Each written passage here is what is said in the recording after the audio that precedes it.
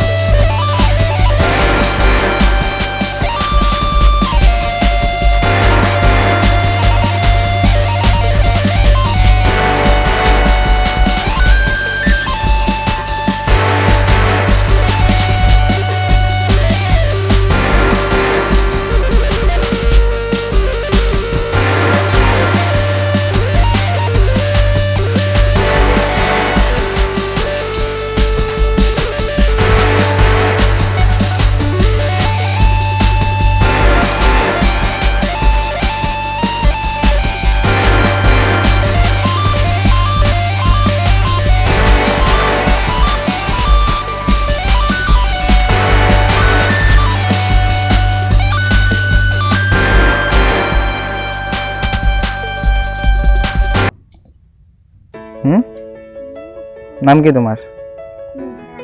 ইয়াতে ঘৰ, ওচৰতে ঘৰ? অঁ, তোমাৰ ওচৰতে ঘৰ ন? দিয়া। লগতে আছে শিৱ মন্দিৰ। শিৱ মন্দিৰত আহিছে এতিয়া। যদিও এতিয়া তেনেকুৱা মানুহৰ ভিৰ নাই, মাঘ ফাগুন মাহত বহুতেই মানুহ থাকে ইয়াতে। ফাগুন মাহৰ 1 তাৰিখ 2 তাৰিখ যজ্ঞ হয়, কৃষ্ণ যজ্ঞ হয়। আহিব চাবলৈকে সকলোৱে।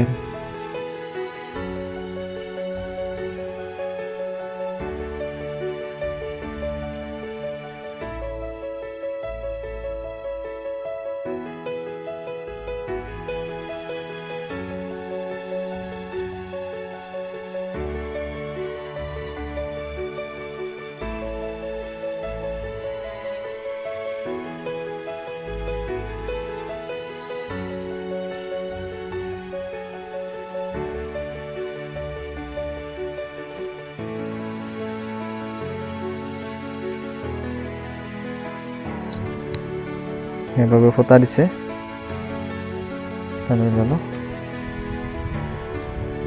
ঠিক আছে, ঠিক আছে, বঢ়িয়া। এইটো থেতাগোসাঁই থানৰ কাৰ্যালয়, আৰু সেইফালে দেখা পাইছে আপোনালোকে ভোগঘৰ, আৰু তাৰ কাষতে এয়া থেতাগোসাঁই মন্দিৰ, কৃষ্ণ মন্দিৰ। তাৰপিছত নেক্সট এইটো আছে শিৱ মন্দিৰ। খুবেই ভাল লগা পৰিৱেশ, বকুলকেইডাল ধুনীয়া লাগে।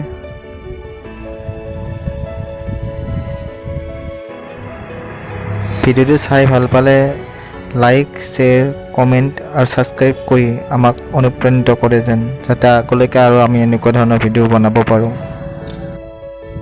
নদীৰ কাষত, মাথাউৰিৰ কাষত, মাথাউৰিৰ ওচৰতে হয়, ধুনীয়া পৰিৱেশ। এইফালে নদী।